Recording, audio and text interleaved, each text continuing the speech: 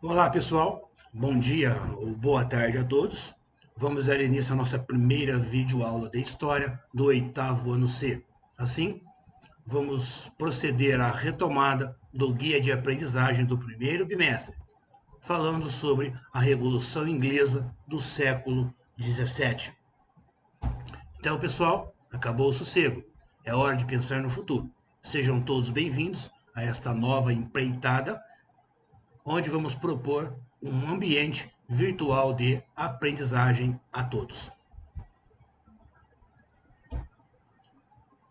Do absolutismo monárquico à monarquia parlamentar.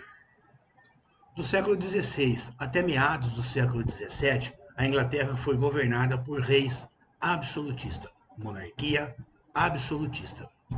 A partir daí, o absolutismo passou a ser combatido pelo parlamento, que desejava limitar os poderes do monarca, atendendo aos interesses de uma nova camada da sociedade, a burguesia, composta por comerciantes, proprietários rurais, que buscavam o lucro com a exploração das terras, donos de manufatura e outras atividades econômicas. A monarquia absolutista inglesa. O absolutismo monárquico dentro da Inglaterra teve início no reinado de Henrique VII, fundador da dinastia Tudor, que assumiu o trono da Inglaterra no final da Guerra das Duas Rosas. A questão entre as duas famílias foi resolvida com a coroação de Henrique VIII, que tinha laços de parentesco com as duas famílias, York e Lancaster, e contava com o apoio da burguesia, conseguindo pacificar o país. Todos os sucessores de Henrique VIII ampliaram os poderes da monarquia na Inglaterra. A Inglaterra dos Tudor. O absolutismo monárquico inglês teve início na dinastia Tudor, nos governos do rei Henrique VII, Elizabeth I, e terminou com a dinastia Stuart. O absolutismo inglês possuía algumas peculiaridades. Desde 1215, o rei era obrigado a atender às ordens do parlamento, em especial a decretação de novos impostos. Essa imposição se dava pelo estabelecimento da Carta Magna, assinada pelo rei João. Assim, o rei tinha certa limitação em sua autoridade. Medidas adotadas pela monarquia absolutista. Durante o século XVI, os Tudor governou a Inglaterra de forma absoluta. Contava com o apoio da burguesia e da nobreza feudal. A primeira medida seria a centralização do poder como garantia da ordem social. Tivemos a criação de uma nova moeda, um novo sistema de pesos e medidas que iria facilitar o comércio. A permissão concedida aos piratas para atacar navios de nações inimigas da Inglaterra e, por último, o incentivo dado à expansão marítima comercial. Sociedade da Inglaterra.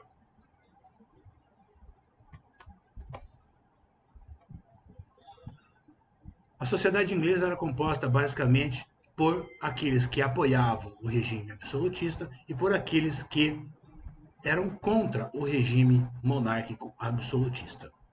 Aqueles que apoiavam eram compostos pela aristocracia tradicional ou aqueles grandes proprietários de terras. E os que eram contra são aqueles que efetivamente trabalhavam e pagavam os impostos, como a burguesia, a gentry, o yeomen, camponeses, proletariados e uma grande camada da sociedade composta por marginalizados e desempregados. Dentro do campo político na Inglaterra, também era composta basicamente por aqueles que apoiavam o regime absolutista e aqueles que eram contra o regime absolutista. No campo religioso, nós tínhamos os católicos e os anglicanos, que apoiavam o regime absolutista. E os anglicanos eram uma vertente da Igreja Católica criada pelo rei Henrique VIII, que pretendia se separar, dissolver o seu casamento E como a Igreja Católica impedia a separação, era um dos preceitos da Igreja Católica, o rei Henrique VIII, ele cria uma nova igreja, a Igreja Anglicana. E aqueles que eram contra, tínhamos os calvinistas, formados pelos puritanos e os presbiterianos, composto pela alta e pela pequena burguesia. Os Tudor, eles tentam a conciliação entre as classes, concedendo vários tipos de benefícios e vantagens, em especial benefícios e vantagens econômicas, atendendo aos interesses da aristocracia, da nobreza, da alta burguesia, dos artesãos e camponeses, concedendo, entre eles, estabilidade política, cargos políticos, o devolvimento de posses com saques ao Novo Mundo, a entrega de monopólios comerciais e privilégios corporativos. O contexto histórico.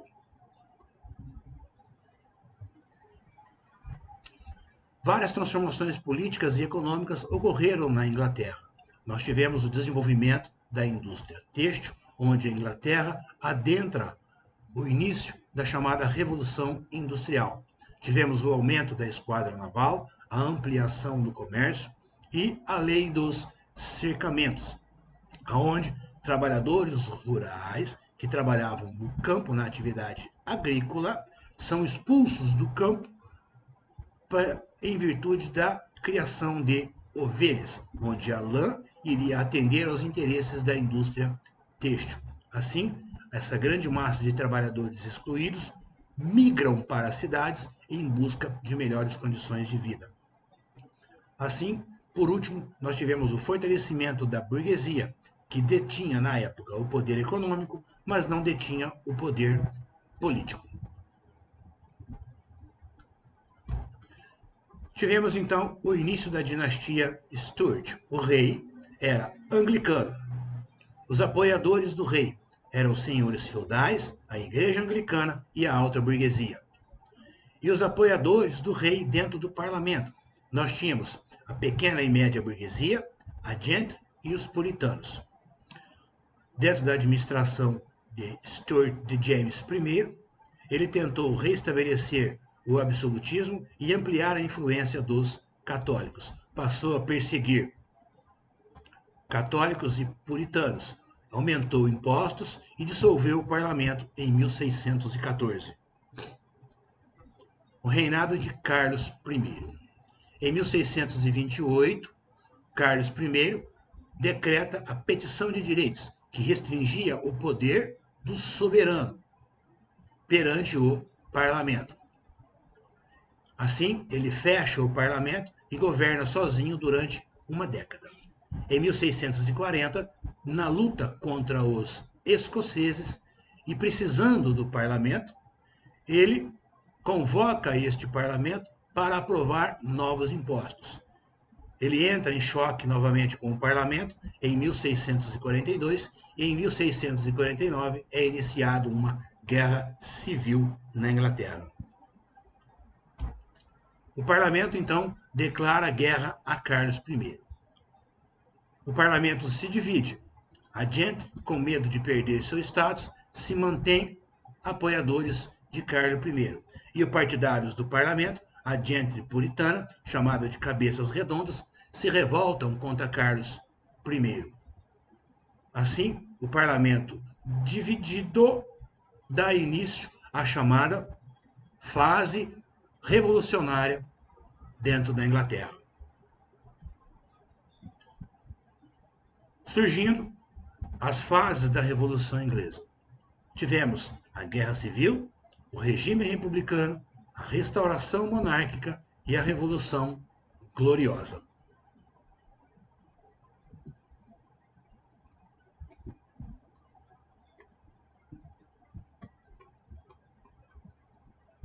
Muito bem. A Guerra Civil, a primeira fase do processo revolucionário inglês, conta com movimentos do rei contra o parlamento. O reinado de James I inaugurou o confronto político e social dentro da Inglaterra, onde envolvendo também a igreja, levaria ao declínio do absolutismo monárquico. De um lado, o rei contra o parlamento e os apoiadores do rei, nobreza, adotando o mercantilismo e o catolicismo.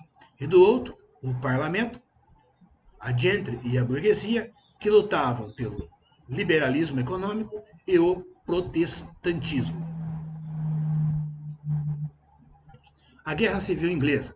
Nós tivemos, dentro do processo revolucionário da Guerra Civil na Inglaterra, os apoiadores do rei, conhecido como cavaleiros, e os apoiadores do parlamento, conhecido como cabeças redondas. Os cavaleiros eram partidários do absolutismo monárquico, composto pela nobreza, os católicos e os irlandeses. E os cabeças redondas eram os presbiterianos da alta burguesia, a nobreza liberal, puritanos, composto pela pequena burguesia. Os cavaleiros tinham como Carlos I mandou invadir o parlamento e prender os principais líderes. E dos cabeças redondas, nós tivemos Oliver Cromwell, um novo modelo de exército que passou a combater os desmandos do rei Carlos I.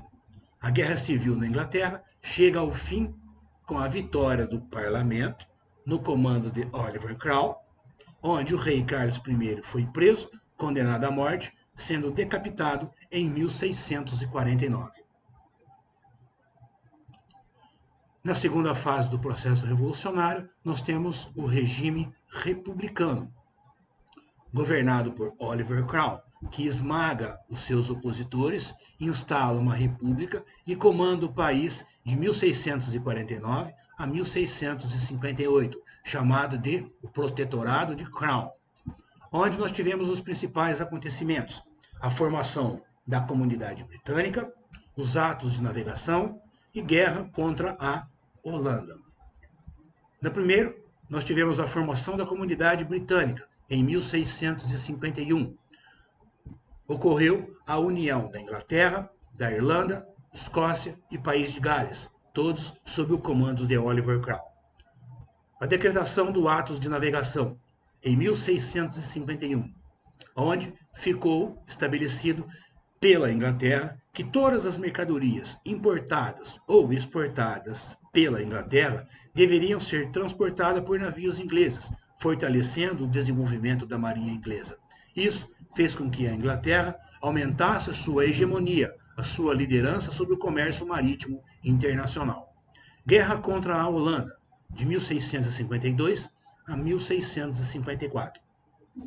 Os prejuízos provocados pelo ato de navegação inglês fez com que os holandeses declarassem guerra contra a Inglaterra. Mas os holandeses foram derrotados e a Inglaterra torna-se a maior potência naval do planeta. Aqui o esquema dos atos de navegação. A Inglaterra, senhora dos mares, passa a comandar então o comércio marítimo internacional e nenhum país passou a competir com a Inglaterra.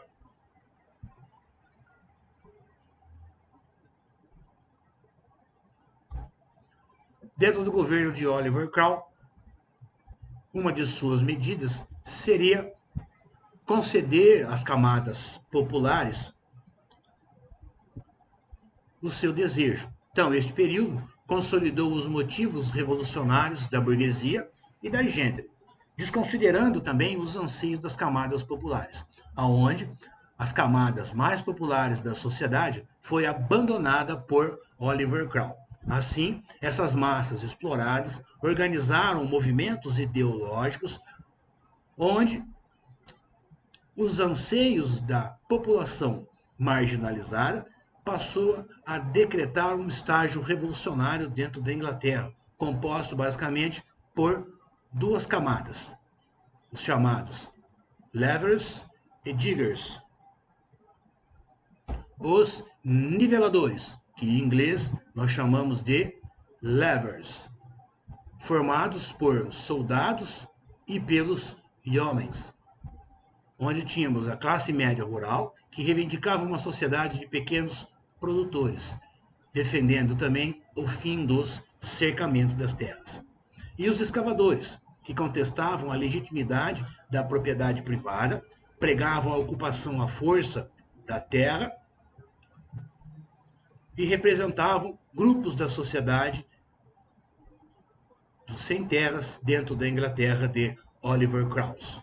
Os escavadores eram os grupos mais radicais, chamado Movimento dos Sem Terra.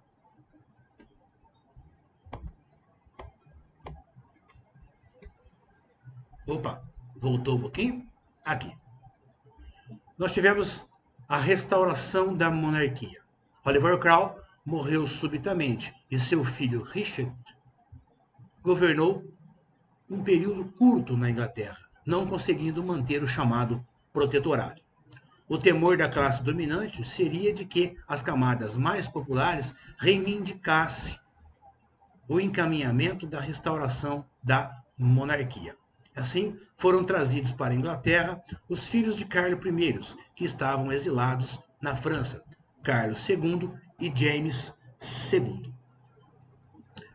Na restauração da monarquia, nós tivemos a instituição da dinastia Stuart, governando primeiro Carlos II, que era anglicano, pró-católico, aproximado economicamente e socialmente com a França, decretou um habeas corpus para o parlamento e excluiu católicos do cargo. O parlamento é novamente fechado pelo rei e seu sucessor é seu irmão James II. No governo de James II, que era católico, tentou restabelecer o catolicismo, tentativa de restabelecer o absolutismo monárquico apoiado pelo rei da França, Luís XIV. Manteve as perseguições aos puritanos e surgimento de conflitos entre grupos sociais que apoiavam o parlamento e os que apoiavam a monarquia e desejavam o absolutismo. Nessa fase, surge o final do processo revolucionário inglês, a chamada Revolução Gloriosa.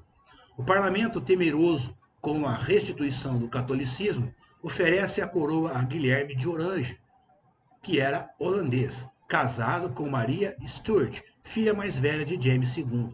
Em troca, pedia que o parlamento fosse livre e a manutenção do anglicanismo. Em 1689, Guilherme de Orange acata a chamada Bill of Rights, a Carta de Direitos. O parlamento decidiria sobre os impostos e garantiria a propriedade privada, liberdades individuais e divide o poder com o parlamento. A partir da ascensão ao poder de Guilherme de Orange e a aceitação do Bill of Rights, a Inglaterra deixa por fim a chamado absolutismo monárquico. A burguesia assume o poder por meio do parlamento, monarquia parlamentar, onde o rei reina, mas não governa. A instauração do modelo parlamentarista na Inglaterra. Convidado a assumir o trono inglês, o príncipe da Inglaterra, Guilherme de Orange, acata e se submete a Bill of Rights, onde os poderes do monarca estariam limitados pelo parlamento, oficializando assim a monarquia parlamentar inglesa.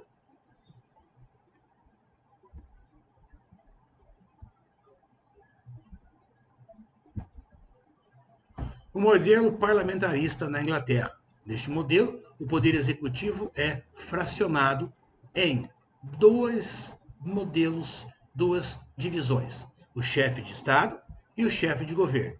O chefe de Estado era o rei, que representa o país, e o chefe de governo, que era o primeiro-ministro, que efetivamente governaria o país.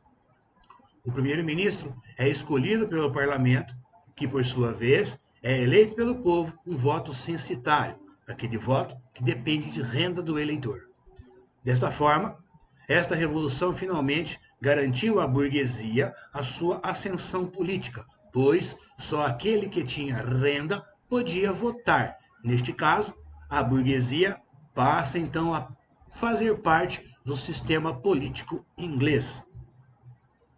podendo agora estabelecer medidas a favor do desenvolvimento do capitalismo dentro da Inglaterra. Assim, gente, a gente encerra a nossa apresentação. Espero que tenham gostado. Essa é a nossa primeira videoaula. Virão outras por aí. Assistam, curtam, tenham um bom dia ou uma boa tarde.